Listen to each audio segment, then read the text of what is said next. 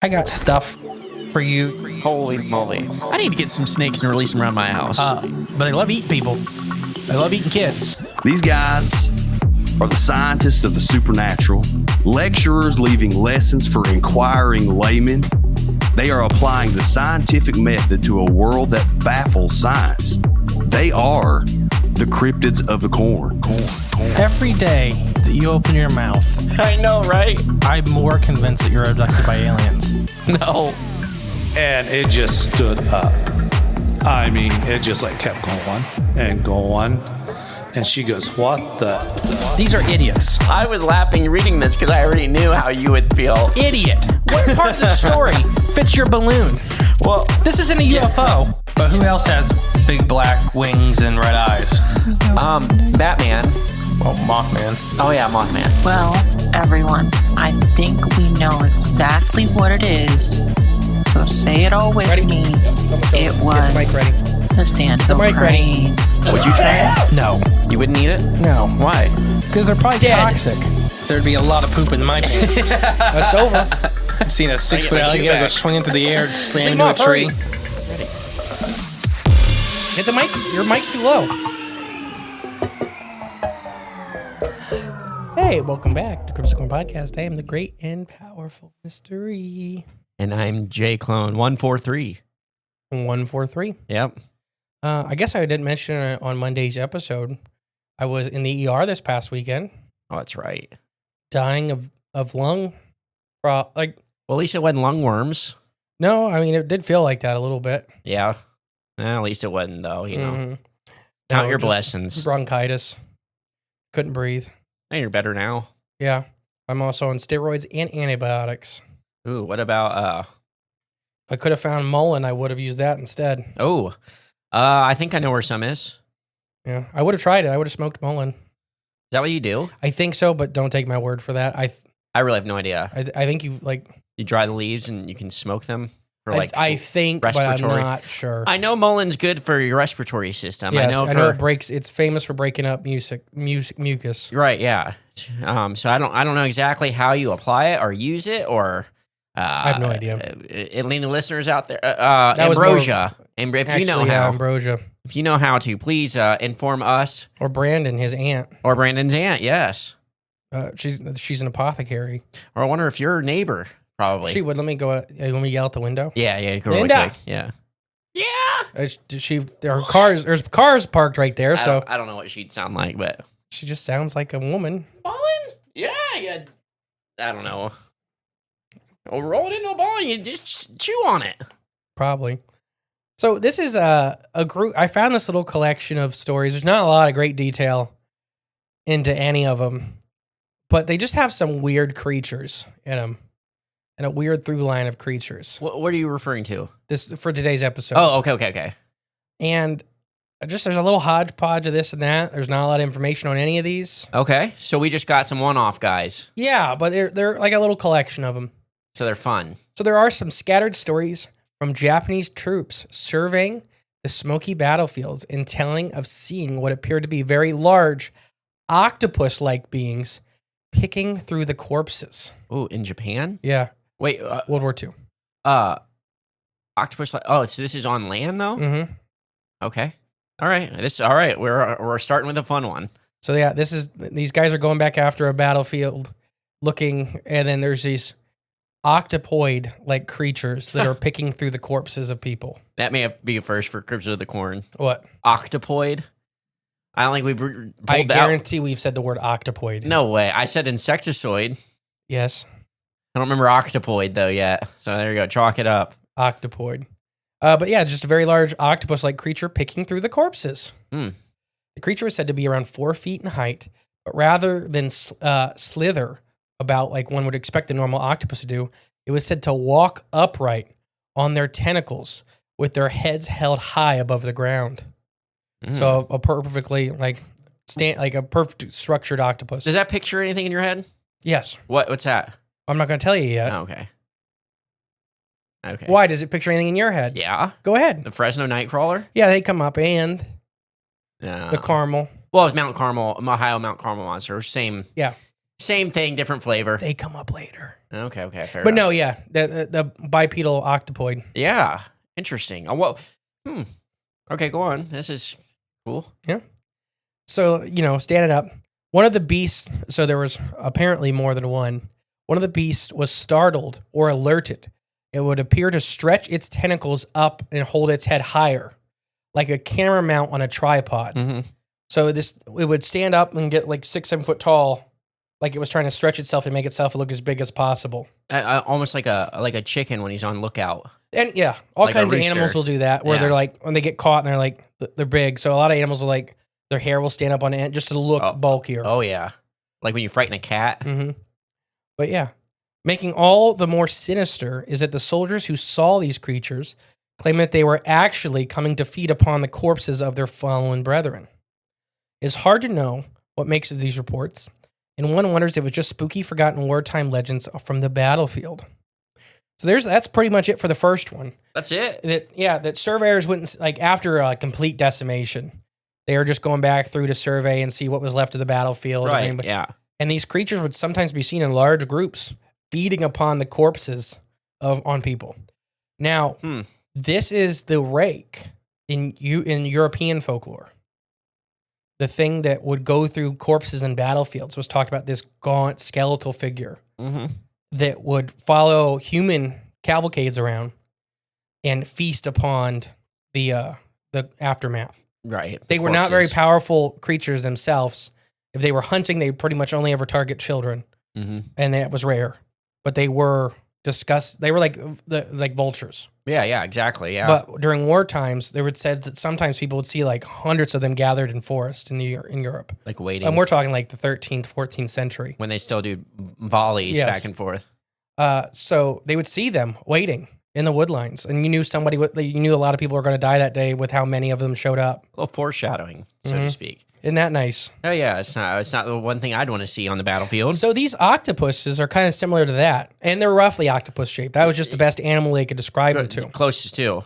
But yeah, they were barely like touching their tentacles to the ground. Mm-hmm. So they were just on the very tips of their tentacles, and when they were standing all the way upright. So I mean, I don't know. I got a couple ideas for this. What it could be. I think besides just the Fresno Nightcrawler, like explain it with a unexplainable thing. I think my option will surprise you. Will it be? No, because I already. I think everybody can figure it out where this is going because they get the title. I already figured out what I think you're going to say, but I'm actually thinking something maybe similar, but also the quite opposite. What if these are things that live underground? And they kind of scavenge on like roadkill. So and they're just big, and maybe there's a population nearby, and they just come up out of the ground because there's all this food. Well, I mean, the war could be attracting them, right? Exactly. Smelling, rotting carrion corpses. meat, but human. Hundreds and hundreds and hundreds, if not thousands, of humans. So pull these things to the surface, and World War II was devastating, especially on especially on all fronts, but. Some of these Japanese islands I can't imagine. were just hundreds of corpses. I can't imagine. War is a horrible, horrible, horrible thing for the world. That it never matters what you there's a Doctor Who quote. You never know whose children are going to burn after you fire that first shot. Nope. Don't know. So, spooky figures. Then we have what's come to be known as the Octosquatch. Ooh, we've met him before. It's not the same Octosquatch. From the Ohio River? It's not the Ohio River Octoman. Okay, so another variation. In the summer of 1961, a 29-year-old truck driver named Alquez Santanez was driving along the picturesque mountain road of the Basque Mountains in Spain around 11 p.m., along with an unnamed companion, on their way to the town of Pito Bay Burzal. As they rounded a bend, their headlights hit a bizarre and rather monstrous being standing in front of them in the embankment nearby, which prompted the pair to stop the vehicle. When they peered through the murk ahead of them, they claimed to saw what the best way they could describe was a hairy, large octopus-like creature. Okay. Which stood around 4 feet tall with glowing eyes and, quote-unquote, he said tentacle-like arms. They were not true tentacles on an octopus. They were tentacle-like. Mm-hmm. So that can mean anything. Yeah, they were long, spindly, but they were strong and arms, dexterous. The witness and the thing apparently sat there, completely frozen, immobile for several minutes. Both parties just as startled and scared of each other. He was very adamant that the thing was just as scared as they were. Like, That's what he thinks, but really it's peering into his soul and downloading his consciousness. it's just like, I'm distracting you from my brother and to run down the hill and get you. Right, yeah. So yeah, several minutes as they started to scare each other before he snapped out of it and he slammed on the accelerator, which caused the weird apparition to scurry backwards away from the threat of the car coming at it. After which he backed up and tried again, apparently to, intent on running the thing over. Honestly. So he tried to gun it and hit it, and then it ran, and then he turned around and tried to run it back over. The hypnosis isn't working. I'm just saying that there's definitely a monster in this story, and one of them is not trying to run over the other. What if his car's possessed like in Carrie, and the car did it? Yeah. It wasn't him. Interesting, though, the otherworldly intruder refused to take off into the night, instead always just managing to avoid being ran over, as if it were a game or it had something to protect there. Finally, the two men, neither who were willing to step out of the vehicle to investigate this odd entity, they finally drove off and left the being behind, never to be seen again. It does physically. I mean, it's not the most descriptive story, but There is a sketch of it. Oh, really? He did draw a sketch of it. Wow. Okay. But it's not very big. He's max at 4 feet tall, and it was running on its tentacles. But it just was like, it would not leave the area. And this is in Spain. Like glowing eyes. But I think that was more vehicle, like the headlight reflecting, than like the actual glow. Because he never really gave a color. So I shine. Yeah, in my opinion, that's what I would go with. And it almost looks like if Cousin It had tentacles. Yeah, that's what it looked like, yeah. But it just kept running around in circles, and it would not leave the roadside, like either side of the road. So I reading it, there's hundreds of ideas across your head. Are there more of them nearby, and it's just trying to protect him? Yeah. Like, birds, we talk about killdeer, the bird.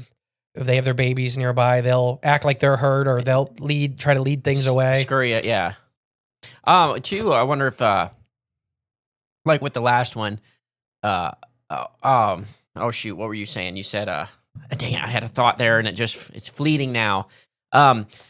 With these, the hairy octopus-like thing, it reminded me of, I'm totally drawing a blank here. I'm glad we had this talk. I don't know what just happened to me.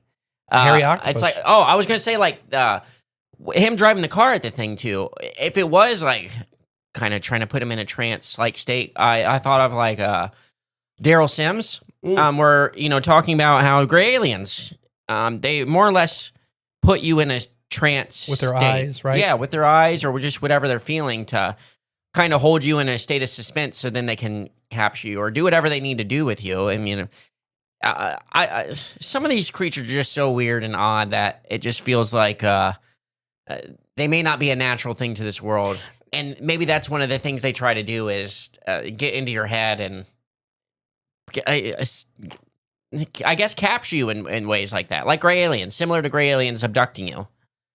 Sure. Yeah, I don't know. And then when he just floored that, it's like, wow, like the thing when it running back and forth on the road. Like Zoidberg. Like what Daryl said. It actually kind of looked like Zoidberg.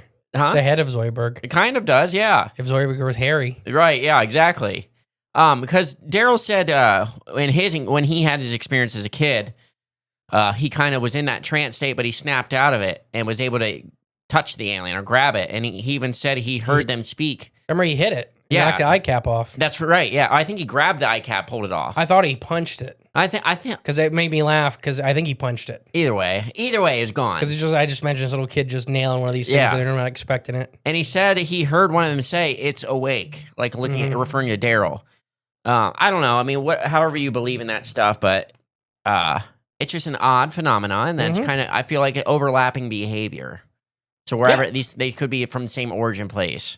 See, you took it with more nefarious than I did for this thing. To me, personally, just it's all opinion, at this point. I didn't get anything nefarious from the story, but it's also very short with very limited details. Right, yeah. To me, it really just seemed like a surprised animal or a thing, it's a surprised entity. And then he was trying to run it over, so it was just, just dodging a car. Right, yeah. But maybe it is nefarious. Maybe it is. You never know. And it could be like Mothman too, where Might not be nefarious, but they end up from somewhere else. They're not from here, and they're just lost and hanging out. Or even Flatwoods Monsters, another example. It's just Braxy never hurt nobody. did anything on purpose. Yeah. But a lot of people got sick from being near Braxy. And it was very frightening. Terrifying to look at. Yeah. But we always say she, but she never did anything. Right. But she scraped the car one time, but her body was hard. Right, exactly, yeah. More recent years, in December of 2014, there was a very odd report taken by the Mutual UFO Network, MUFON, concerning an outlandish bipedal creature that was sighted and almost hit by a car in the vicinity of the sleepy town of Carmel, Ohio, in Highland County. The witness, a former Marine, and his wife had just moved to the area, and one evening they were driving home on the rural road in the wooded area from their home with a 7-foot-tall, extremely muscular, very bendable, like Gumby, tentacle-legged creature with a tubular body without any arms or head ran in front of their car and into the woods on the other side of the road, narrowly avoiding being smacked by their Jeep in the process. So it would later be described as a dull gray, sickly gray in color with some sort of like walking squid is the best description they could get to. And its reports were featured in local papers and a lot of speculation of what it might be. One of the most popular, do you remember this? This is like season 1 stuff. Yeah, I remember the story, but not do you remember the what great details. There was 2 DNR, like there's a DNR said it was 2 different things. Oh gosh. No, I don't remember. 7-foot tall, sickly gray, no head, no arms, tentacle-legged thing that almost got smacked by their Jeep. I don't remember what they said it was. A Marine and his wife seen it. The first idea, and the most popular one, thanks to some of the DNR representatives, was a misidentified deer. Of course. That just happened to be witnessed in a strange bipedal pose running across the road. You know, in very rare glimpses, you might catch that. And they say it's because white-tailed deer are known to rear up on their hind legs and maybe even take a few steps in this position. Oh, yes. And their white underbellies. Yep. Makes sense. Yeah. And one of my other favorite ones, which is more likely than the deer running across the road standing up, because then that's just a not deer. Right. And they would describe this deer stood up and ran across the road. Right, yeah. You know, Deer. Yeah, gosh. The other one that they said was an ostrich. Interesting. Because tall, thin legs. Legs, yep. But they have a bulkier body, but the long neck. So maybe an ostrich had gotten out from somewhere. They're incredibly fast. They're flighty. You know, it fits. It's not what they seen, in my opinion. Yeah. But it fits better than a walking deer running across the road, almost getting smacked by a Jeep. I believe they're going 45 miles an hour. I could see the ostrich thing a little bit more, just catching the glimpse of it. And then the black body is kind of like could blend into the dark. Yeah. So you're just seeing that white front. So it just looks like this big, tall, spindly thing. And even don't they have like little white tips on some of their body, like on their feathers? If it's a male, they have the white. Yeah, they have white edging. Right. So they might. The females have it too. It's just not as prominent. Yeah. Even so, you might catch a little glimpse of them at night. In between. An ostrich. I don't think it was an ostrich, but an ostrich would make more sense to me personally than a deer. From the 2 options at hand, I would go with that one if that's all I had. I mean, yeah, just odd. It is. The Mount Carmel. It's an Ohio classic. Yep. There's not much to it. Not at all. I actually knew a girl. I worked with her for a short period of time that she lived in Mount Carmel, and she said she knew these people. She would never come on the show, though, to talk about it. But she said other people had seen it in the area. Yeah. And that she thought it was an ostrich. Huh. Don't know why. That was her opinion. I think several of the people around the community were like, it was an ostrich. Yeah. Just, you know. I mean, it could have been. It could have been. It was very odd. The people, they drew it. Remember the depictions of it? The black with and white like the floppy drawing. part of the top of it. It was weird. Yeah, it was a strange one. Because it was very similar to the Fresno. Just big. A lot bigger. And yeah. So if anybody don't know, the Fresnos, we did Fresno like season 1 too. Yeah. Actually, the same episode, the Mount Carmel and Fresnos was all the same one. Probably, yeah. They were described as walking squids Yeah. because they look like they had tentacles. They look like they had 2 legs, but they looked like they were a mass of things wrapped together Right. to make legs. Like a ligakeet squid. Yeah, ligakeet worms. We said that, a bundle of ligakeet worms in the episode. Yeah. But now I kind of wonder if they were gaseous or gas-filled beings From where? from the upper atmosphere. Uh-oh. So yeah, this collection, walking on all these stories, seem like they're walking on the tips of tentacles. Mm-hmm. I wonder. So I'll just go with my thought first off. This is a type of atmospheric creatures, and they are lowering themselves down to touch the surface to feed. So they are using this, like they're hooking onto essentially like the bottom and crawling along that, but they're still buoyant enough to float. Right. If you watch the Fresno video, they kind of look like that because people say they're walking. They look like they're ghost walking, but they look more physical than ghosts in a lot of videos. Right. Yeah.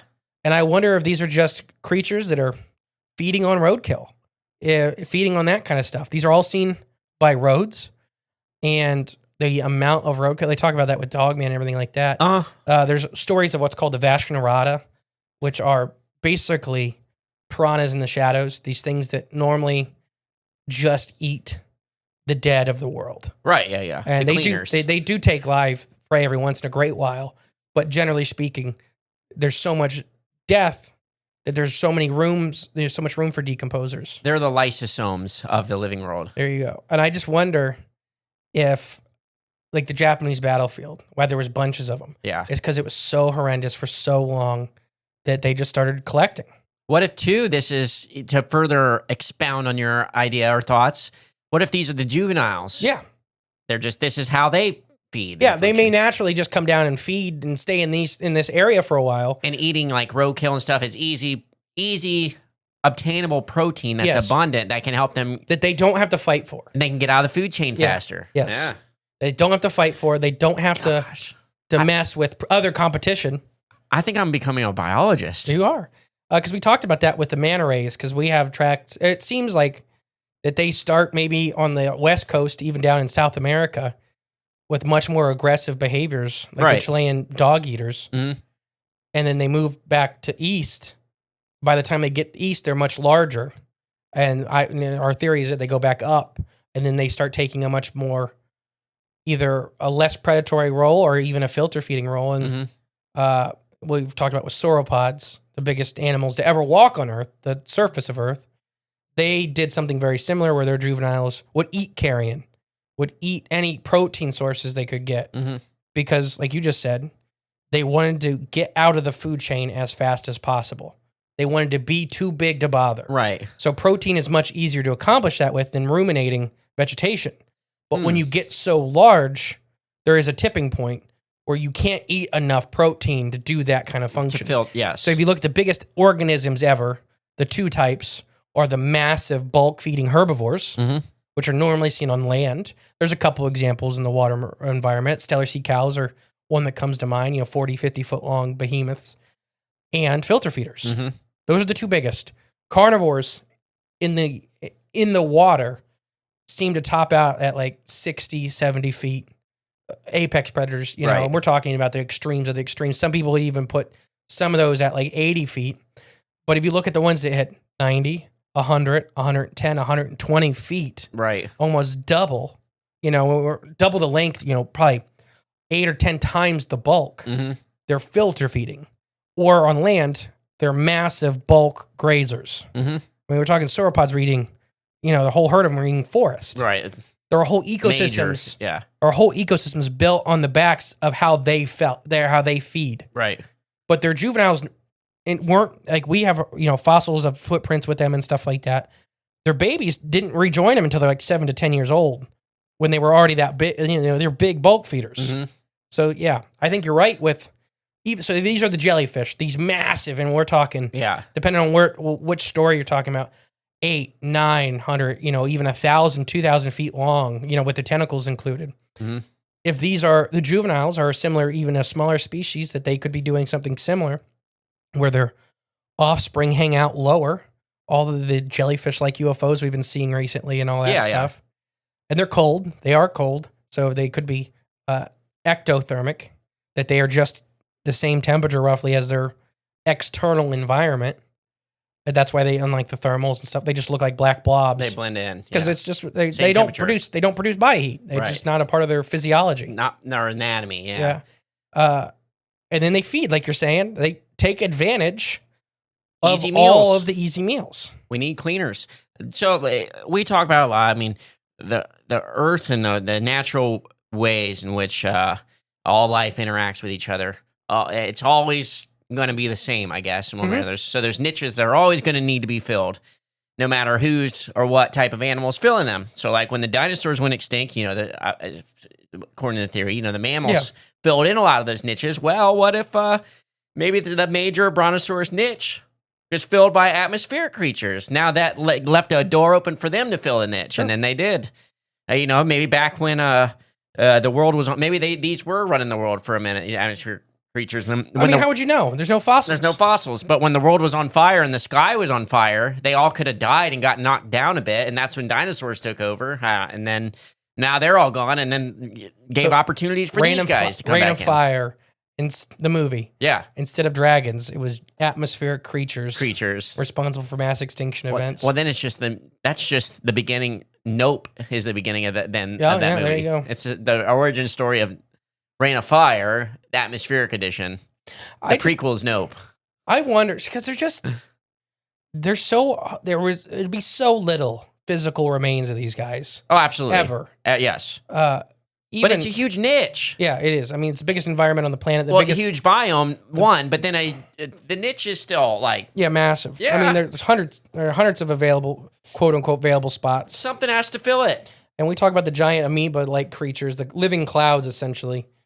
I think they're a big part of the decomposers too, or they maybe were. I think there's not nearly as many of them, and that could be pollution. That could be. I mean, they might. I'm sure they have to play a role. If something decomposes here on the ground, it's gonna break down into dust eventually, right? Mm-hmm.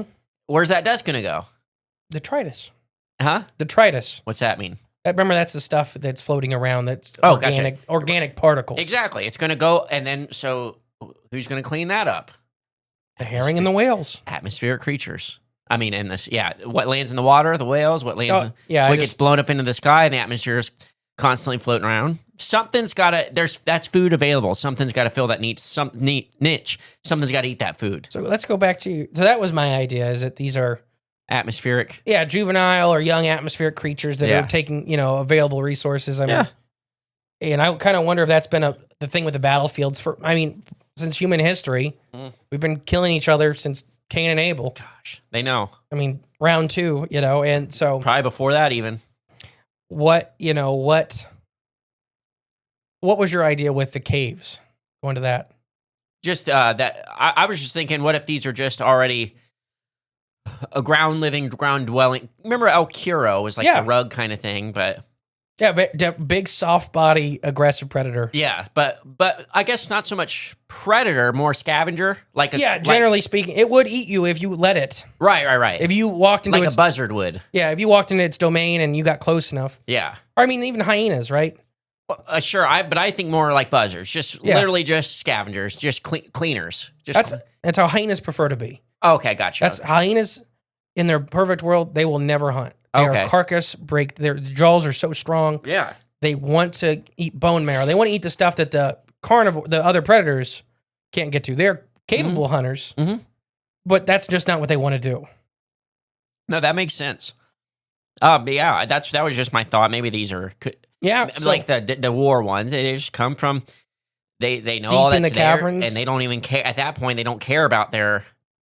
When there's that much food available, maybe they sacrifice a little bit of their shyness or their safety. Staying with it's called a feeding frenzy. Yeah, absolutely. Yep. So you see that with whale carcasses on the surface with sharks. Yes. Is that we think that's super important for great white sharks to breed, because now we know that the population of great white sharks in the world is much, much, much smaller than thought 3 or 4 decades ago. Mm-hmm. It's actually, I think, a 5th or a 6th as many actual great white sharks as we thought there were. That's not good. And it wasn't not to do to overhunting, just that they're highly, highly migratory. Our estimates were off. And they'll go into every ocean. And one individual, the same individual in Africa will be in Australia. Yep. Which is Crazy, but cool. But whale carcasses, maybe there's important breeding grounds for them where they come in and they feed because the females are so much larger than the males, and reproduction is not a fun process for them because it involves like biting to hold on. Yeah. And they're sharks. They're big sharks. It's not a pleasurable bite. No, it's not great. No. So they think that if the females are extremely overfilled with food, that this allows the smaller males an opportunity when they're acting sluggish to breed. To get in there, yeah. But it's also a meeting ground for, sharks that aren't social. But you'll also see dozens of species of shark. There's videos of giant tigers feeding right next to great whites, feeding next to greater hammerheads, feeding, next to all kinds of species. Yeah. Because nobody's fighting. Each other. Because there's just so much food. Yeah, they don't need to. Yeah, so they don't have that's to drive. What it is. They normally just scavenge on the edges of the cave entrances, and well, there you go with the Dover demon.